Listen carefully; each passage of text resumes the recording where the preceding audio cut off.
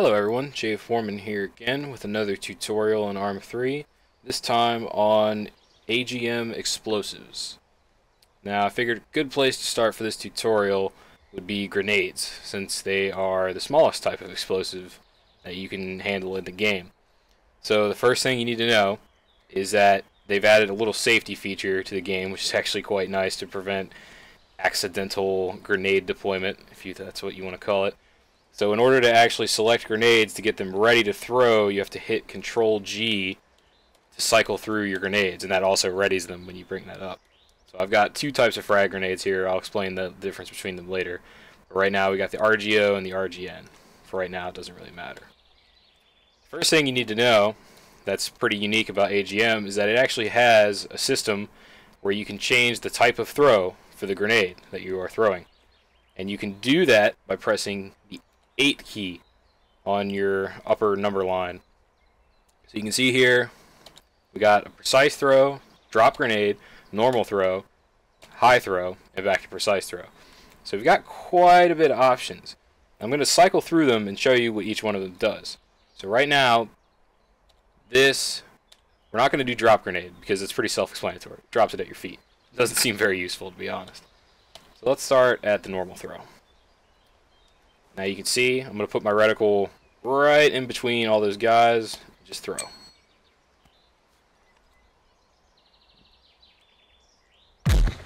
Yep, pretty far behind him. Now keep in mind that the grenades do slide and bounce and all that good stuff.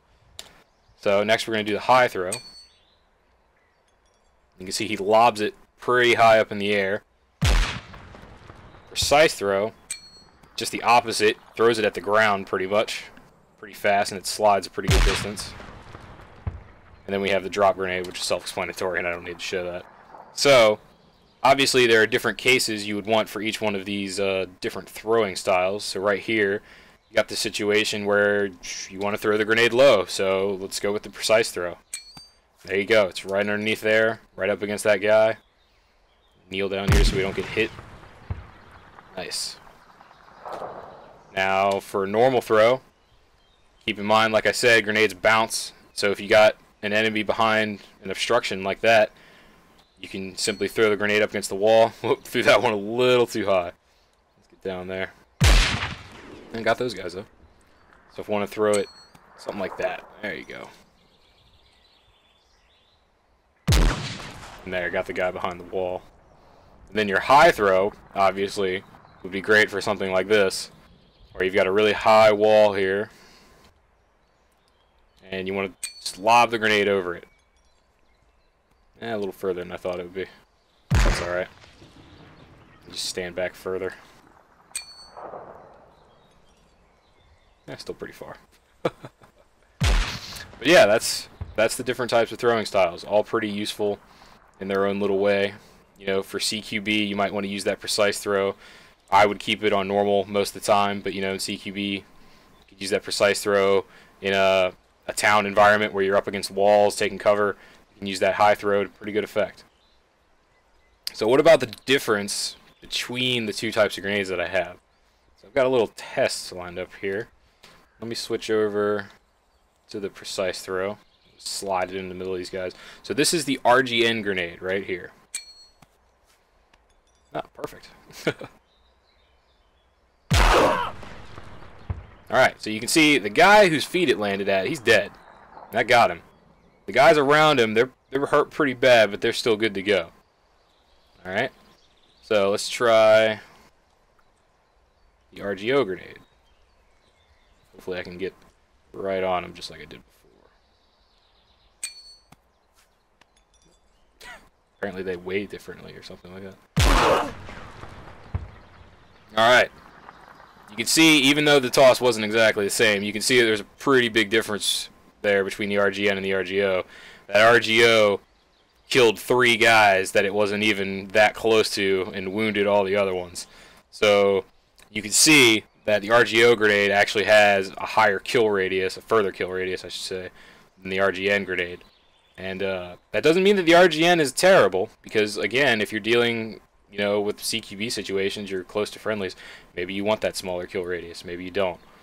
But Now you know that that is the difference between the RGO and the RGN grenades. Alright, now we start getting into some of the fun stuff. The Demolition Explosives.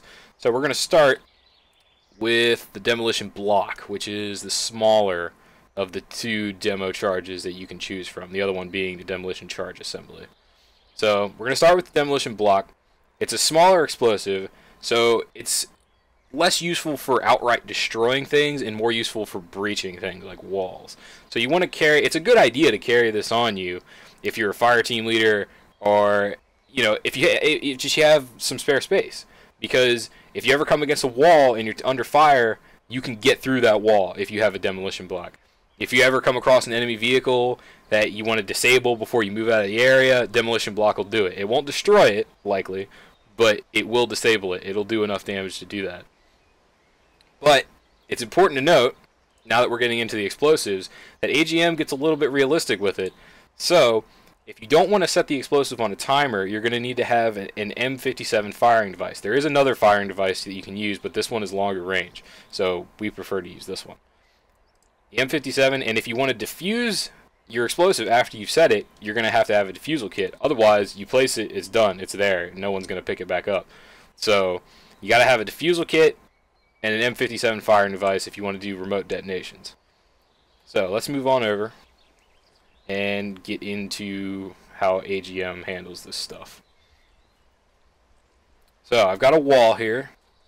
It's not the strongest wall in the world, but it's a wall that'll stop me from moving through it, that's for sure. I want to get through it.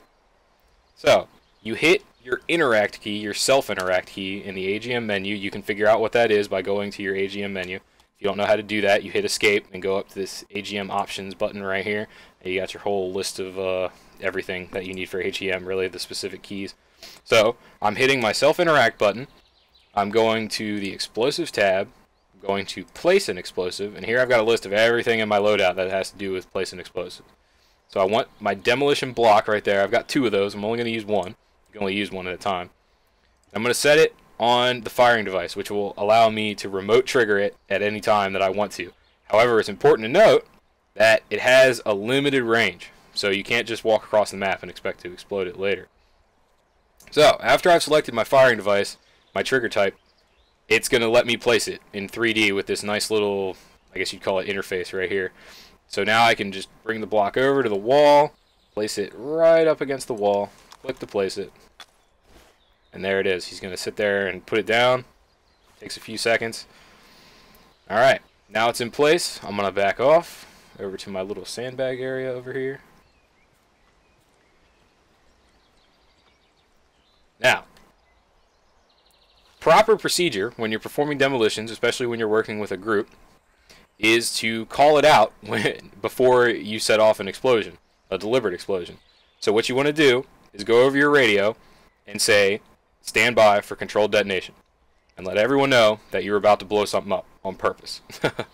So you say, stand by for controlled detonation, and you self-interact once again, go to your explosives again, but instead of going to place, you go to detonate.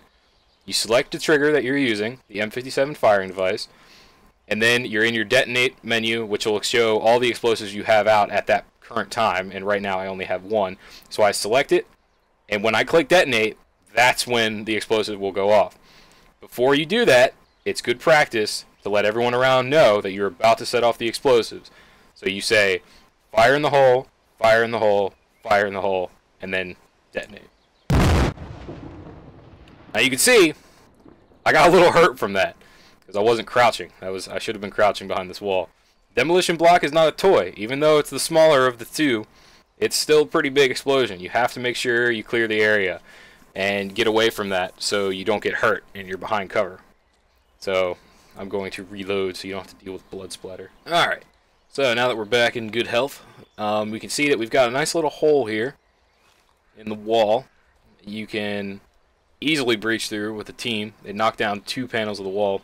Actually, technically, that's just 1 panel when you're dealing with the game's editor system. So, anyway, let's do a little test to show you how effective this is at damaging enemies. So we've got an Ifrit right here. It's unmanned. We've got some guys standing just hanging out. So we're going to place that second charge that second demolition block. If I can find it, there it is. Use the M57. The timer works exactly how you would expect a timer to work. You place it, it asks you how much time you would like to put on the timer. You know, you can give anywhere from a few seconds to a few minutes, and then you clear out and it goes off after that time, regardless of how far away from you. So sometimes it's a really good thing. If you're leaving the area and you're going to be really far away, you're escaping, you're running, something like that, you can just set it on a timer and it will go off. So it's pretty nice. But it's also nice to have the firing device because then you have more control over the explosion. So it's up to you.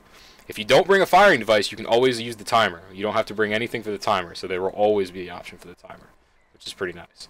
So here we go again. We're going to detonate. We say stand by for controlled detonation. Let everyone know that this is about to go down. We select our firing device. Then we say fire in the hole, fire in the hole, fire in the hole. Alright. So, you can see here, yeah, all those guys are dead. And the Ifrit is not totally destroyed, but it's completely disabled. And really, it could explode any minute now because it's smoking like this. So you can see, demolition block is not a toy. Even though it's small and it looks pretty small, these guys are all dead. And this guy was standing a good, 15, 20 meters away. I got injured pretty bad being a good 40 meters away. So it definitely does its fair share of damage. And it's very useful, especially since it takes up such a little amount of space in your backpack. You can just have that in there. And, it's very good for riflemen to carry. It adds a lot of flexibility. You can get into places that you wouldn't normally be able to get into. You can take out objectives you normally wouldn't be able to take out. Spare your AT on stationary targets.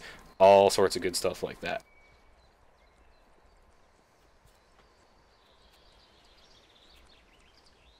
So, what about the big brother of the two? The satchel charge. The satchel charge is the end-all, be-all of explosives. It's the big boy.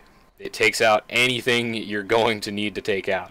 Which is why in this little demonstration here, I've got these guys that are going to be pretty far away, and my target is a house. Satchel charge doesn't play around. However, the procedure is exactly the same as it was before. So you don't have to worry about anything complicated here. I select my satchel charge, I select my firing device. You can see this big old box right here. Put it down. Takes the same amount of time as it did before. Alright, and we're good to go. Retreat all the way back here. You'll notice I made the distance quite further. For good reason. So, same procedure as before. I'm actually going to get back a little bit further. So, you call standby for controlled detonation. Detonate. Get your firing device. Explosives code 3. Fire in the hole. Fire in the hole. Fire in the hole.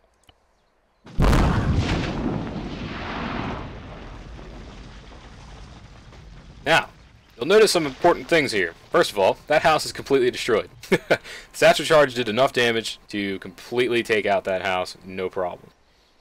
These guys in the front rows were killed because they were not behind cover when the explosion initially went off. You can see this line of sight right here, that's where the satchel charge was.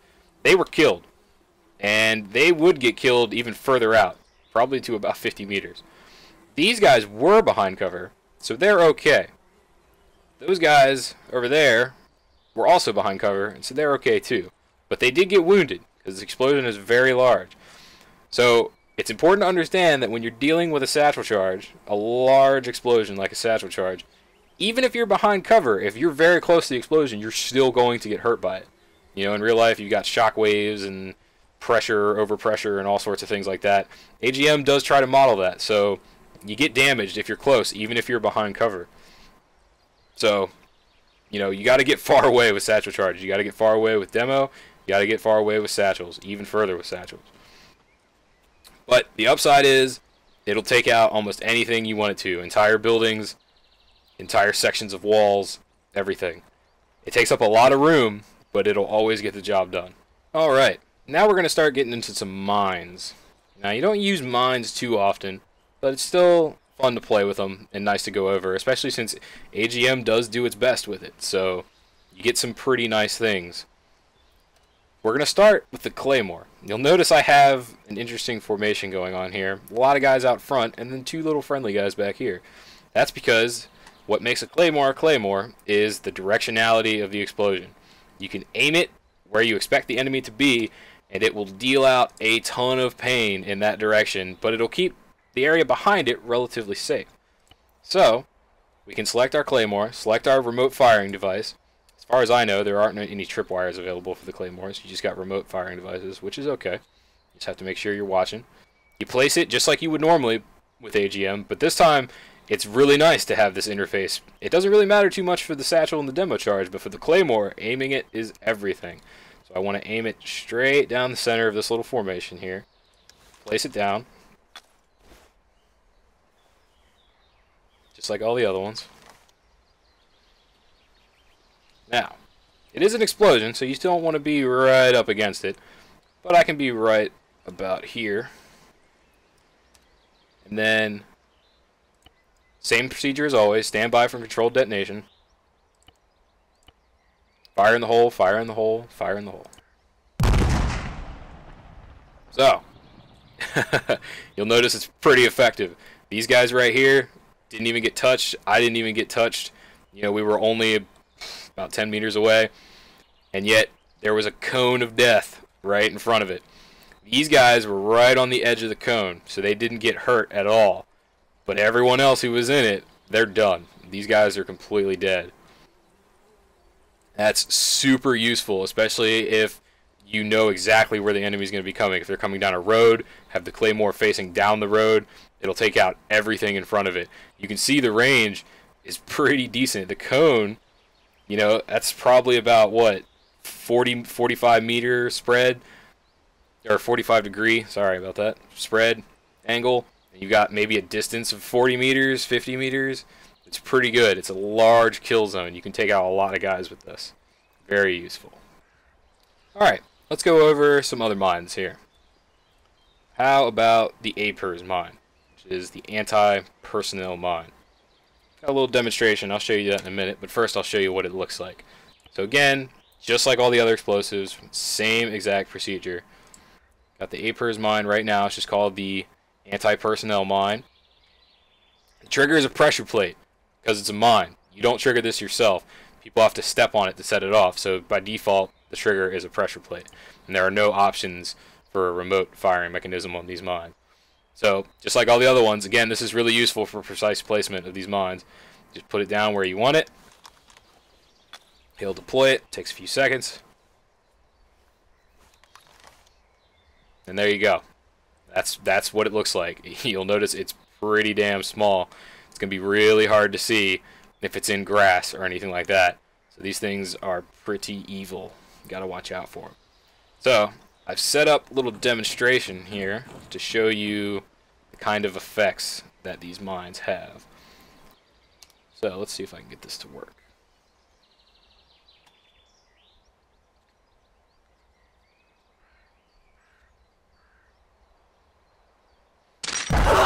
There you go. Alright, so you'll notice that tiny little mine has a pretty decent kill radius, about 5 meters it looks like, and a wounding radius of even further, about 20 meters. All those guys over there are hurt, and they're healing up, and it killed everyone that was right next to the guy who ran into it. Yeah, that's 4 kills right there. 5 actually. So that little mine can do some pretty good damage. This is another reminder, spacing. Spacing is very important when you're moving with your friendlies, moving in groups. You don't want to be bunched up. You know, you don't come across mines too often unless your mission maker is particularly evil, but you will come across grenades, you know, airstrikes, artillery strikes, tank shells, any kind of explosive that has splash damage. You gotta keep your spacing so you don't get everyone killed in one foul swoop. So, how about the evil, evil, evil brother of the APERS mine? The APERS bounding mine. Alright? This is the same thing as before. It's got a pressure plate, and this is what it looks like. So, you know, it gets buried in the ground most of the way, and all you see sticking up, well, I guess it went all the way into the ground this particular time, but all you'll see sticking up is that little brown circle. This thing is an absolutely devastating weapon. You just hope that you never come across it. And I'm about to show you why.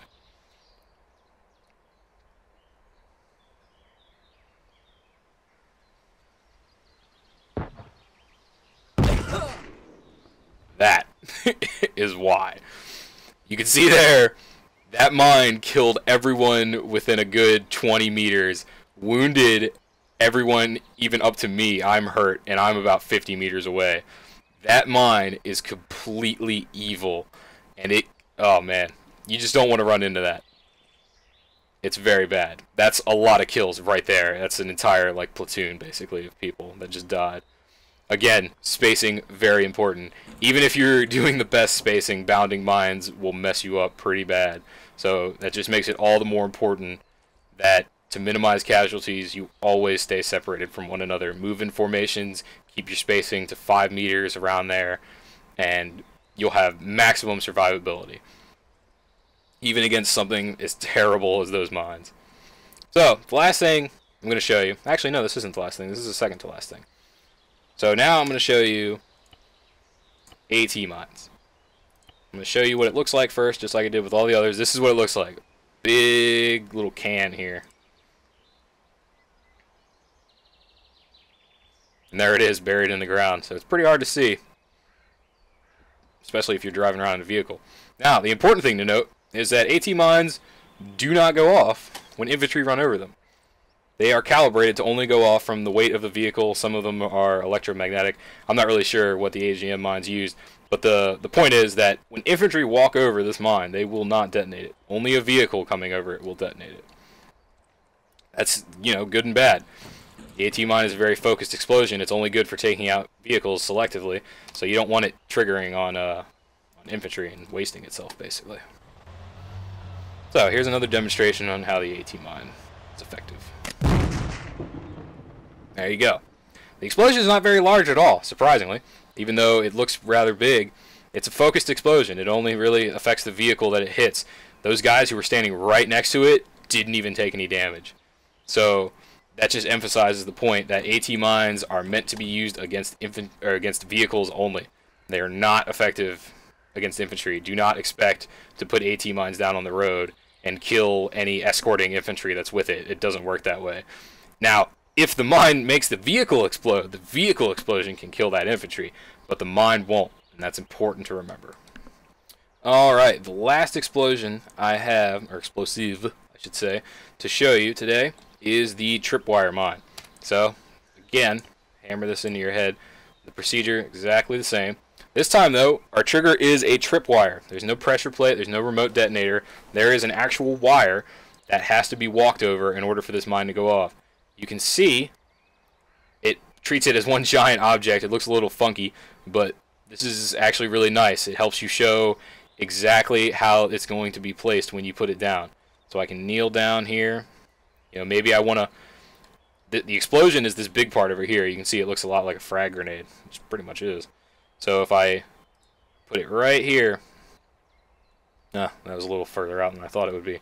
But the nice thing about this mine, you know, if you're trying to kill people with it and be evil with your mines, is that you can hide this big part behind a bush, a wall, an obstruction, and it's very difficult to see this tiny little tripwire and this little anchor over here.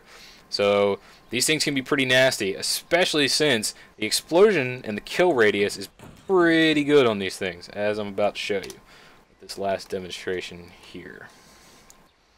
So you can see the frag grenades sticking up in this little field here. That's how obvious they are when they're out in the open. They're actually the easiest to see of all the mines. There you go. That's a pretty good kill radius. That was, you know, about 10 meters. All those guys are dead. The guy who was just outside the kill radius survived, but he's hurting pretty bad. I'm up here in my little armored tower about 30 meters away, and I got hurt too. You know, so the explosion radius on those little grenades that are sticking up above the ground are pretty good. They have a good fragmentation effect, so they can kill a lot of people, and they can be particularly evil because they're easy to hide. You can put them behind bushes and walls and things like that. So that about covers all the available explosives in AGM. Thanks for watching, guys. I hope you learned something. I hope you learned why we need to keep our spacings and how to use the explosives in the game. Thanks for watching, guys. See you next time.